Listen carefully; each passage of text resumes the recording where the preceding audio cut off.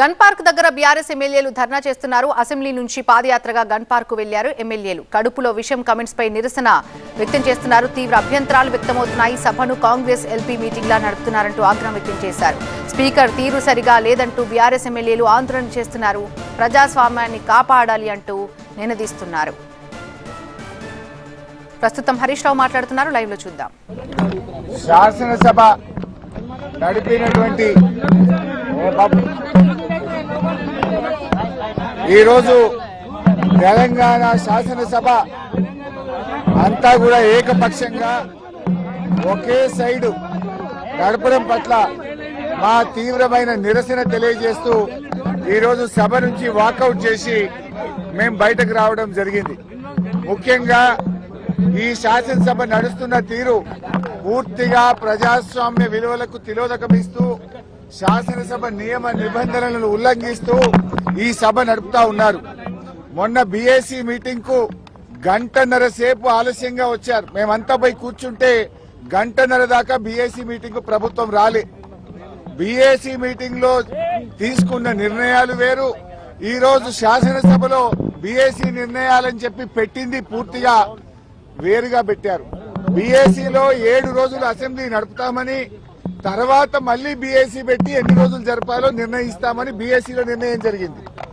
కానీ ఇలా BAC agenda ఏం చెప్పిన సభలో ఏం పెట్టారు, ఎన్ని రోజులు జరపాలన్నది స్పీకర్ గారి నిర్ణయానికి వదిలేసినాము అని.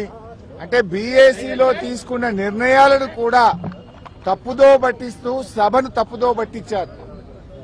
ఇక సభ నడిపే తీరైతే పూర్తి అధ్వాన్నంగా ఉంది. ప్రధాన ప్రతిపక్షానికి మాట్లాడే అవకాశమే ఇవ్వడం లేదు. మూసీ మీద చర్చ జరిగినప్పుడు మేము కొన్ని ప్రశ్నలు సంధించాం. ఏ ఒక్క ప్రశ్నకు ప్రభుత్వం సమాధానం ఇవ్వలేదు. ముఖ్యమంత్రి గారు వచ్చి అడ్డగోలుగా గంటన్నర సేపు ప్రశ్నోత్తరాల సమయంలో మాట్లాడారు. మీరు మూసీ మీద అంత చర్చించాలనుకుంటే షార్ట్ డిస్కషన్ పెట్టండి, ఇంకో రోజు డిస్కషన్ పెట్టండి, ఎంతసేపు అయినా మాట్లాడదాం. కానీ ఇక్కడ 10 క్వశ్చన్లు ఉన్నాయి, క్వశ్చన్ అవర్ ఉంది, ఇది సభ్యుల హక్కు, ఇది ఎక్కడిది అంటే ఆయన నోటికి హద్దే లేదు. ముఖ్యమంత్రి గారు అసెంబ్లీని బూతులమయం చేశాడు. ఆయన ఎన్ని బూతులు మాట్లాడినా, ఎంత అడ్డగోలుగా మాట్లాడినా స్పీకర్ గారు ఆయనను ఆపే ప్రయత్నం చేయరు. ఇలా మేము ముఖ్యమంత్రి గారు మాట్లాడిన వ్యాఖ్యల మీద మేము ప్రొటెస్ట్ చేస్తాము, మా యొక్క సూచనలు ఇస్తాము అంటే అసలు మాకు మైకే ఇవ్వడు. మాకు మైక్ ఇవ్వకుండా ఇంకొక విపక్షానికి మైక్ ఇచ్చారు, సంతోషం. మరి ప్రధాన ప్రతిపక్షానికి మైక్ ఇయ్యారా? అంటే మీరు సభ ఏంది, బీఆర్ఎస్ పార్టీకి మైక్ ఇయ్యము, బీఆర్ఎస్ పార్టీ మాట్లాడొద్దు అనే పద్ధతి ఉంటే మరి మేము సభకు ఎందుకు రావాలి? పైగా మేము పోరాడి మైక్ తీసుకుంటే మీరు ముఖ్యమంత్రిని విమర్శించొద్దు అంటాడు. ఇది ఎక్కడి పద్ధతి? అంటే ఇలా రాహుల్ గాంధీ గారు పార్లమెంట్ లో ప్రధానమంత్రిని విమర్శిస్తలేరా? రాహుల్ గాంధీ గారు ప్రధానమంత్రి మీద మాట్లాడతలేరా? మరి మేము ముఖ్యమంత్రి మీద మాట్లాడకపోతే సభకు రావడం ఎందుకు? మేము ఏదైనా ప్రజా సమస్యలు, ప్రజల గురించి ప్రభుత్వాన్ని ప్రశ్నించడమే ప్రధాన ప్రతిపక్షం బాధ్యత. అసలు ముఖ్యమంత్రి గారు ఏం మాట్లాడింది? అలా మూసీ నది కంపు కంటే ముఖ్యమంత్రి గారి మాటల కంపు ఎక్కువైపోయి ఇలా మూసీ ప్రక్షాళన కంటే ముందు ముఖ్యమంత్రి గారి నోరు ప్రక్షాళన చేయాల్సిన అవసరం ఉంది. శాసనసభను ఆయన ఒక గాంధీ భవన్ గా, ఒక సిఎల్పి మీటింగ్ లాగా మార్చారు. శాసనసభలో ప్రతిపక్షాలు అడిగిన ప్రశ్నలకు ప్రభుత్వం సమాధానం చెప్తుందా? విపక్షాల మీద అదే సొల్లువాగుడు.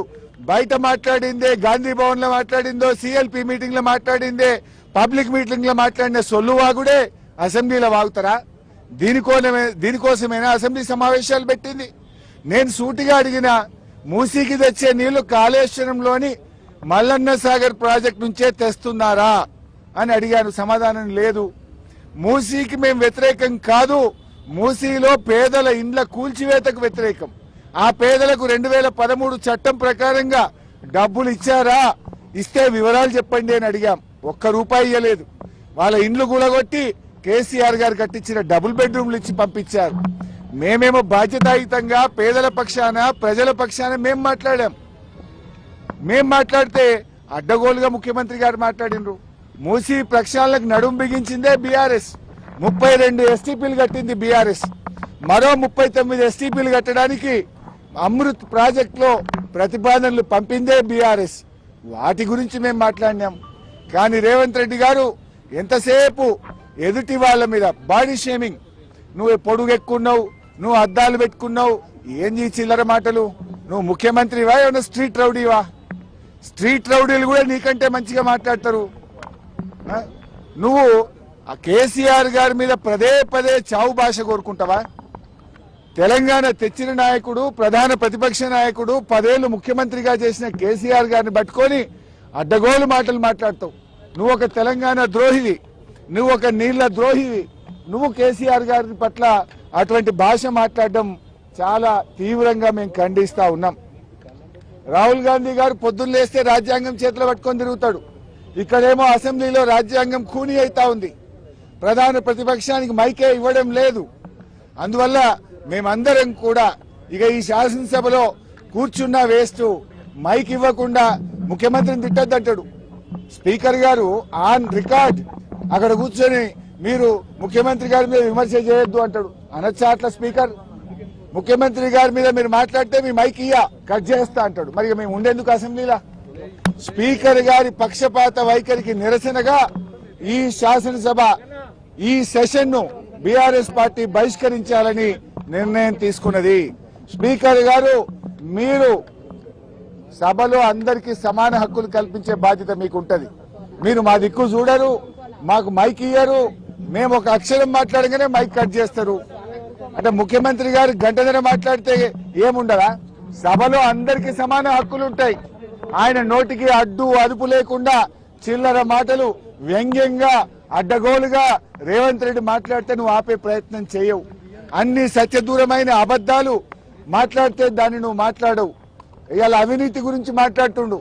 అవినీతికి ఇవాళ రేవంత్ రెడ్డి గారు అడ్డాగా మార్చిండు.